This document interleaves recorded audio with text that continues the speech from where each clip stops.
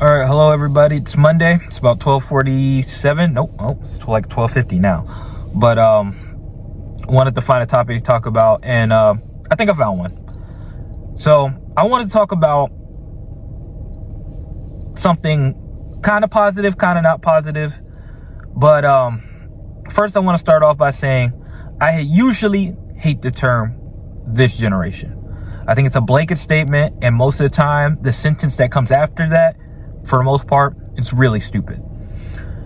Usually some people will say something like, oh, well, this generation is lazy, or y'all generation is lazy, which is a term that could apply to literally every generation before us and after us. The generation before us thinks we're lazy. The generation before them thought they were lazy. The generation before them thought they were lazy.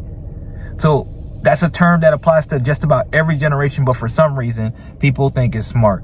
And also, with all the things that we deal with in the current day are completely different from the things that we dealt with the generation before or the generation before them. So most of the time I hate that term. But one thing I will say is that from a positive perspective, something I say about our generation, my generation, which I guess is considered the millennials, is that I think we have conversations and converse with each other, starting with us, boggling down to the next couple of generations now, more than any of the other previous generations, especially when it comes to a variety of topics, when it comes to politics, moral, ethic, and things that are going on in the world. And this is mostly an American thing, because other parts of the world I know discuss things more regularly, or tend to more than we do. And the reason I bring that up is because my childhood friend was on Instagram, and she was talking about how she doesn't like talking to her family about certain topics that are going on now, because you really start to figure out like how ignorant your family really is, especially the older parts of your family. And that's something that I tend to agree with and have a hard time discussing with not just family, but older people in general, that they just tend to come off either more willfully ignorant or like to stay in their echo chamber. So when you're trying to discuss something that you deem important that's happening in the world, or something that's going on currently, for whatever reason, they always like to play devil's advocate, or they like to try to always be neutral. In certain topics, I don't believe you could be neutral on. Certain topics, I don't believe that you can just be like, oh, well, there's a valid reason. Sometimes there's not. Sometimes you have to pick a stance and take a shot when you know something.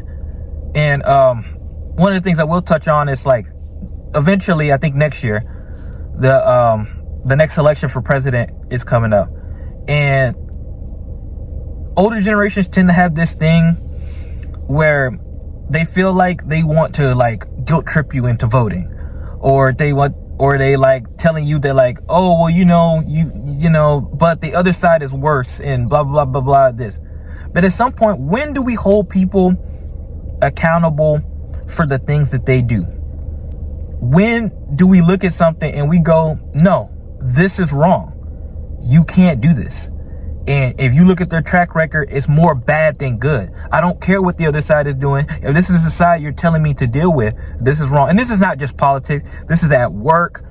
Older people usually tell you to suck it up. They tell you to get over things. They tell you to deal with it. And you're like, why should I deal with that? Or why should I put up with this type of behavior? You wouldn't want anyone talking to you like this. You wouldn't let me talk to you like this. So why should I put up with it? So I think it's very interesting that millennials and Gen Z and everything that comes after, is that I think we're the generation that is starting to understand not only things that are happening in kind of our own worlds and kind of out there in public and stuff like that, but just with each other, we are willing to discuss more. It doesn't mean we always get to the right conclusion or always right, but we're always willing to talk it out more, and we start to discuss things more.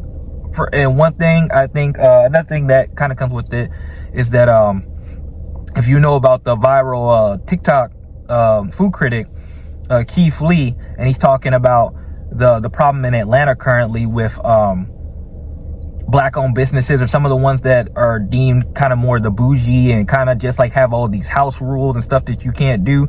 And it's just like, why are you treating me differently just because I have a lot of followers and views and clout compared to my family? Because he does a thing where he sends his family in first because he wants to be treated like a normal person.